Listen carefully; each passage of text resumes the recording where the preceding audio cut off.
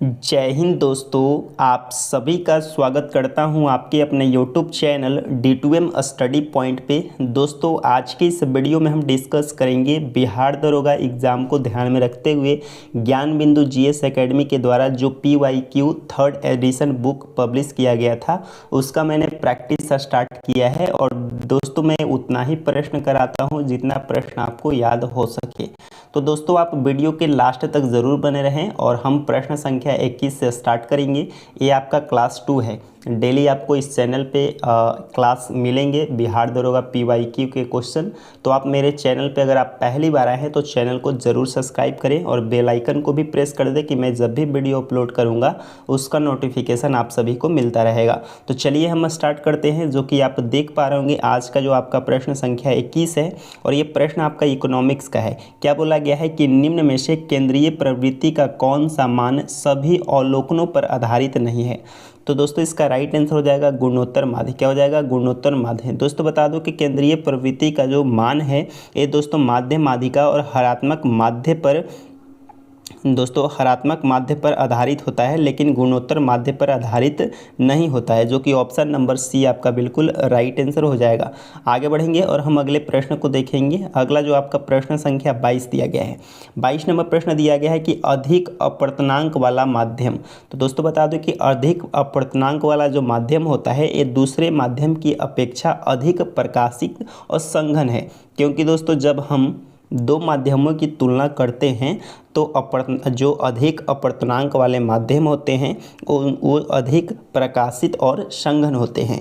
दोस्तों, बात करें हम विरल माध्यम में जब प्रकाश की चाल और सघन माध्यम में अगर हम तुलना करते हैं कि किस में प्रकाश की चाल अधिक होती है तो विरल माध्यम में प्रकाश की चाल अधिक होती है। ये भी बातें आपको ध्यान में रखना है।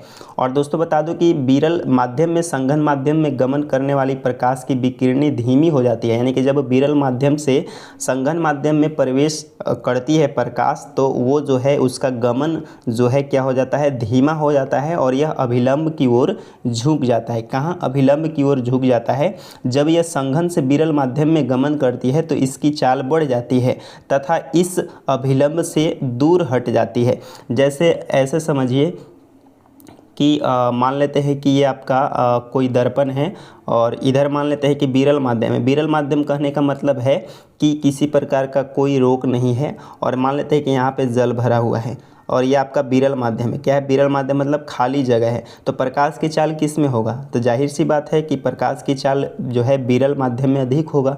वही बात यहाँ पे कहा गया है। आगे बढ़ेंगे। अगला दोस्तों प्रश्न संख्या जो है 23 दिया गया है। 23 नंबर आपका प्रश्न क्या दिया गया है कि सतलुज नदी और काली नदी के मध्य हिमालय जाना जाता है। तो दोस्तों, बता दो कि सतलुज और काली नदी के मध्य हिमालय जो है ये कुमायूं हिमालय के नाम से जाना जाता है। कौन से नाम से जाना जाता है? तो कुमायूं हिमालय के नाम से जाना जाता है। दोस्तों, बता दो कि बोल सकते हैं कि सर सिडनी बुरांड जो थे इन्होंने जो है नदियों के आधार पर हिमालय के पर्वतीय प्रदेशों को निम्न 4 भागों में विभाजित किया था। उनका नाम क्या था? तो सर सिडनी बुरांड। इन्होंने पहला जो विभाजित किया था वो पंजाब हिमालय था जिसकी लंबाई 560 किलोमीटर थी और ये सिंधु से सतलज नदियों के मध्य है। दूसरा आपका है कुमायूं हिमालय, इसकी लंबाई 320 किलोमीटर है और ये दोस्तों सतलुज नदी से काली नदियों के मध्य है।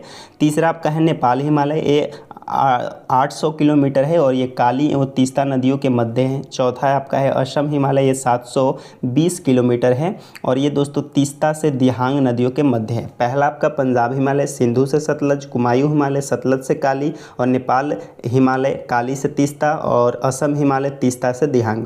सिंधु सतलज, सतलज काली, काली तीस्ता, तीस्ता दिहांग आपको ध्यान में रखना है। और यहाँ पे आप इसको ट्रिक से भी याद कर सकते हैं। पी से पंजाब हिमालय, के से कुमायूं हिमालय, एन से नेपाल हिमालय, ए से असम हिमालय। आगे बढ़ेंगे और हम अगले प्रश्न को देखेंगे जो कि दोस्तों अगला जो है आपका प्रश्न संख्या जो है 24 दिया गया है। 24 नंबर आपका प्रश्न दिया गया कि सरकार द्वारा अवरोधों अथवा प्रतिबंधों को हटाना कहलाता है। तो सरकार के द्वारा जो अवरोध होते हैं तथा प्रतिबंध को हटाने को हम दोस्तों इकोनॉमिक्स में उदारीकरण कहते हैं। क्या कहते हैं? उदारीकरण। ऑप्शन नंबर डी आपका बिल्कुल राइट आंसर हो जाएगा। अब समझते हैं उदारीकरण के बारे में। तो उदारीकरण विभिन्न प्रतिबंधों को दूर कर अर्थव्यवस्था के विभिन्न क्षेत्रों को मुक्त करने की नीति है। अर्थात अर्थव्यवस्था को विभिन्न प्रकार के नियामकों तथा नियंत्रणों के संबंध में उदार होना। यह मुख्यतः उद्योगों तथा अन्य आर्थिक क्रियाओं पर सरकारी नियंत्रण को समाप्त करने या कम करने से संबंधित है। इसी को बोलते हैं हम उदारीकरण। अब दोस्तों बात करते हैं निजीकरण क्या होता है। तो दोस्तों बता दूं कि निजीकरण जो है ये सार्वजनिक क्षेत्र में पूंजी या प्रबंधन या दोनों में निजी क्षेत्र की भागीदारी को बढ़ाना अथवा उन्हें निजी क्षेत्र को सौंप देना ही निजीकरण कहलाता है। यानी कि वहाँ पे बोल सकते हैं कि जो व्यापारिक मामले हैं वो दोस्तों निजी लोगों के हाथों में दे दिया जाता है। दूसरा आपका है, तीसरा आपका है वैश्वीकरण। तो ये किसी अर्थव्यवस्था को विश्व अर्थव्यवस्था से जोड़ने की प्रक्रिया, यानी कि कोई भी अर्थव्यवस्था को अंतर्राष्ट्रीय स्तर से जोड़ना ही वैश्वीकरण कहलाता है। ये बातें आपको ध्यान में रखना है। आगे बढ़ेंगे। अगला आपका प्रश्न संख्या 25 दिया गया है कि 1809 में फारसी में गिफ्ट टू मोनोथिस्ट किसने लिखी। तो ये फारसी में लिखा गया है गिफ्ट टू मोनोथिस्ट, और ये दोस्तों लिखा गया है राजा राम मोहन राय के द्वारा। किसके द्वारा? राजा राम मोहन राय के द्वारा। ऑप्शन नंबर सी आपका बिल्कुल राइट आंसर है। अगला दोस्तों प्रश्न संख्या 26 दिया गया कि पटना उच्च न्यायालय के वर्तमान में मुख्य न्यायाधीश कौन है। तो ये पेपर दोस्तों प्रीवियस ईयर है, तो उस समय जो थे वो थे के विनोद चंद्रन। लेकिन अभी बात करें हम वर्तमान समय में कौन है, तो मीनाक्षी मदन राय। कौन है? मीनाक्षी मदन राय। आपको ध्यान में रखना है, यहाँ पे लिखा गया था मीनाक्षी मदन राय। मीनाक्षी मदन राय जो है ये वर्तमान समय में पटना उच्च न्यायालय के मुख्य न्यायाधीश हैं। आगे बढ़ेंगे। अगला दोस्तों प्रश्न संख्या 27 दिया गया है। क्या बोला गया कि हाल ही में बीपर जो है खबरों में रहा था, वह क्या है। तो दोस्तों बता दो कि जो बीपर जो है ये आपका एक चक्रवात है, और दोस्तों ये जो है ये अरब सागर से उठती है और गुजरात के समुद्री से टकराकर और जो है ये काफ़ी तबाही मचाती है बीपर जो है। और दोस्तों बता दूं कि इसका नामांकन जो किया था वो दोस्तों बांग्लादेश ने किया था। कौन सा देश किया? बांग्लादेश ने किया। प्रश्न संख्या 28 दिया गया कि निम्नलिखित में से कौन ताप विद्युत परियोजना महाराष्ट्र में स्थित नहीं है। तो महाराष्ट्र में दोस्तों तिरोड़ा है, चंद्रपुर है और ट्रॉम्बो है। लेकिन दोस्तों बात करें हम कहलगांव, तो कहलगांव आप सभी को पता होगा ये बिहार के भागलपुर में स्थित है। यह परियोजना एनटीपीसी के अधीन कोयला आधारित संयंत्र है। तो आपको ध्यान में रखना है कहलगांव जो है ये आपके ताप विद्युत परियोजना महाराष्ट्र के अंतर्गत नहीं आता है। ऑप्शन नंबर सी राइट है। अगला आपका 29 नंबर प्रश्न दिया गया है कि किस वस्तु का चंद्रमा पर भार पृथ्वी पर उसके भार का होता है। तो 1/6वां भाग होता है। यानी कि अगर चंद्रमा पर कोई वस्तु 1 kg का है तो वह पृथ्वी पे 6 kg का होगा। या बोल सकते हैं कि 6 kg का कोई वस्तु का भार अगर पृथ्वी पर 6 kg है तो चंद्रमा पर कितना हो जाएगा? 1 kg हो जाएगा। ये बातें आपको ध्यान में रखना है। आगे बढ़ेंगे और दोस्तों हम इसके डिटेल को पढ़ लेते हैं। तो पृथ्वी पर किसी वस्तु का भार वह बल है जिससे पृथ्वी उस वस्तु को अपनी ओर आकर्षित करती है। चंद्रमा पर किसी वस्तु का भार वह बल है जिससे चंद्रमा उस वस्तु को आकर्षित करती है।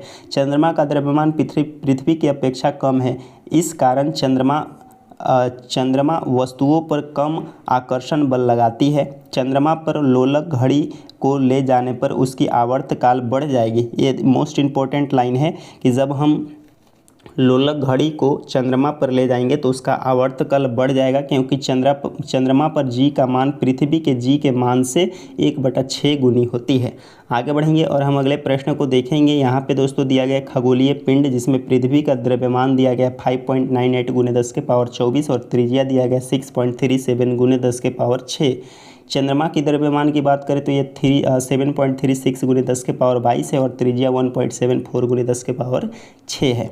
अगला आपका 30 नंबर प्रश्न दिया गया कि पानी का क्वथनांक सेल्सियस में होता है। तो पानी का क्वथनांक जो है सेल्सियस में 100 डिग्री सेल्सियस होता है। क्वथनांक का मतलब क्या होता है? तो जिस पे पानी जो है उबलना स्टार्ट कर दे उसे क्वथनांक कहते हैं। यानी कि वायुमंडलीय दाब पर वह तापमान जिस पर द्रव उबलने लगे उसे उसका क्वथनांक कहते हैं। तो क्वथनांक सम्मिश्री गुण है।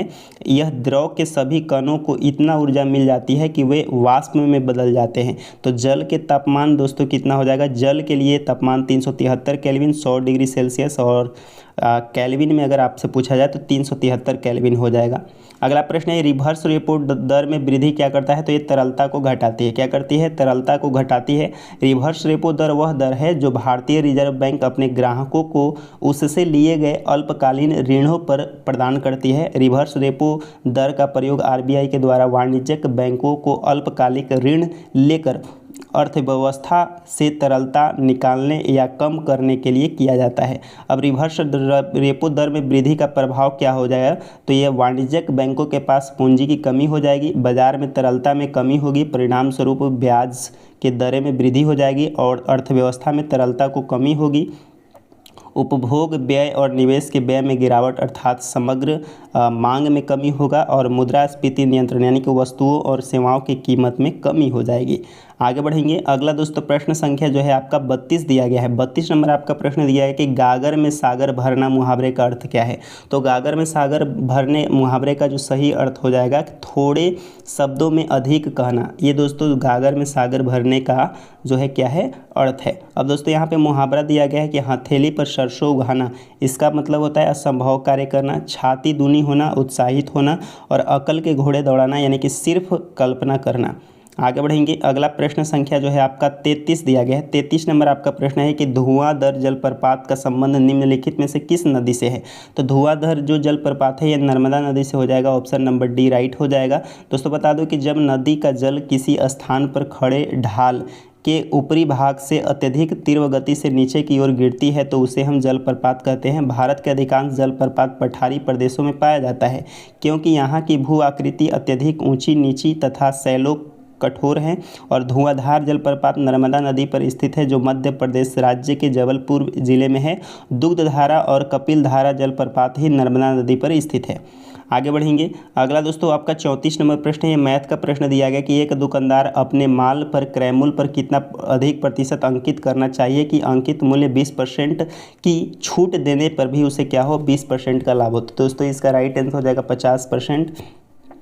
आगे बढ़ेंगे और हम अगले प्रश्न को देखेंगे। अगला दोस्तों प्रश्न संख्या 35 दिया गया है कि गुरु दक्षिणा शब्द में कौन सा समास है। तो दोस्तों बता दो कि गुरु दक्षिणा शब्द में जो है आपका तत्पुरुष समास है। कौन सा समास है, तत्पुरुष समास है। समास के भेद टोटल 6 होते हैं जिसमें पहला अव्ययी भाव समास, दूसरा तत्पुरुष, तीसरा आपका बहुब्रीहि, चौथा द्विगु समास, पांचवा आपका द्वंद्व समास है और छठा आपका कर्मधारय समास है। तत्पुरुष समास की बात करें तो तत्पुरुष समास में दूसरा पद प्रधान होता है और इस समास का विग्रह करने पर का जो है कारक प्रकट होता है। जैसे गुरु दक्षिणा शब्द का समास विग्रह करने पर गुरु के लिए दक्षिणा, तो दोस्तों यहाँ पे क्या आ रहा है कारक चिन्ह आ रहा है, इसलिए दोस्तों ये तत्पुरुष समास हो जाएगा।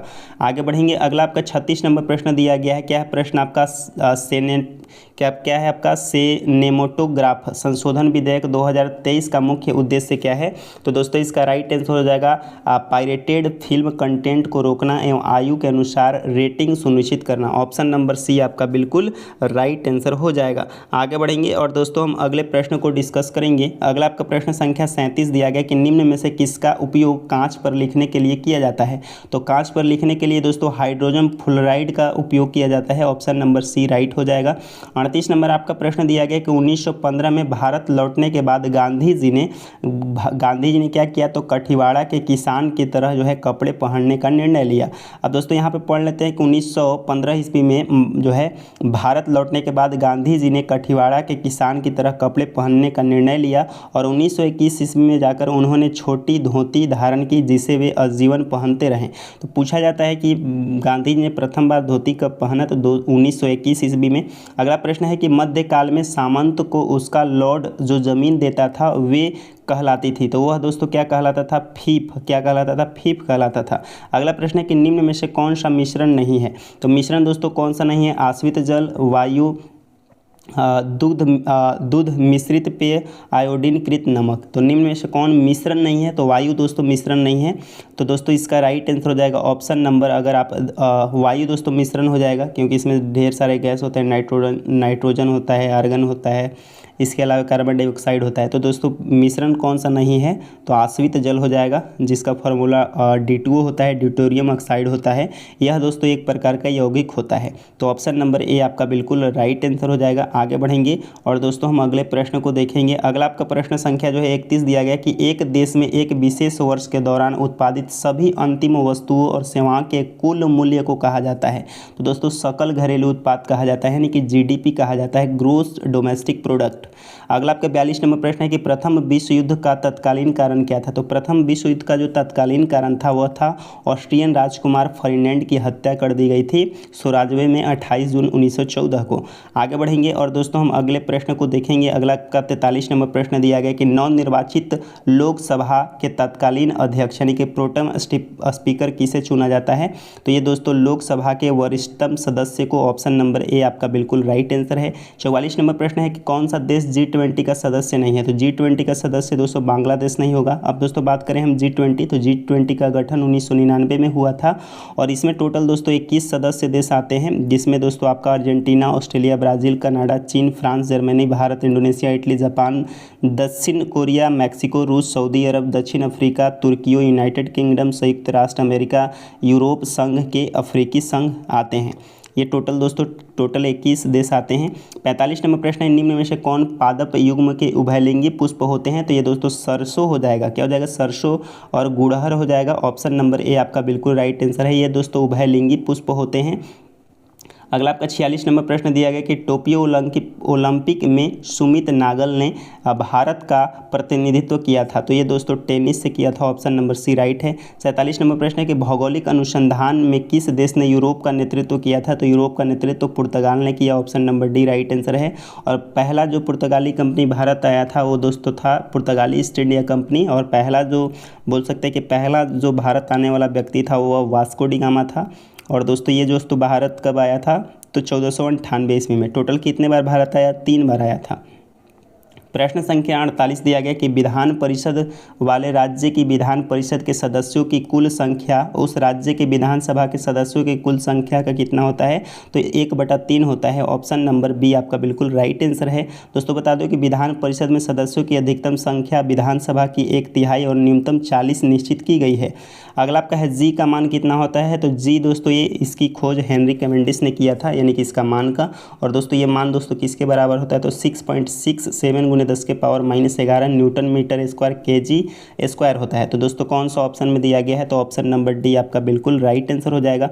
अगला आपका 50 नंबर प्रश्न दिया गया कि डिमोस शब्द का तात्पर्य है। तो डिमोस का अर्थ आप सभी को पता होगा जनता होता है। क्या होता है? जनता होता है। डिमोस शब्द का तात्पर्य जनता होता है। लोकतंत्र शब्द अंग्रेजी शब्द जो है डेमोक्रेसी हिंदू रूपांतरण है। और डेमोक्रेसी दोस्तों 2 यूनानी शब्दों से बना है। पहला है आपका डिमोस और दूसरा आपका है क्रेटेरिया, जिसका अर्थ होता है जनता और शासन।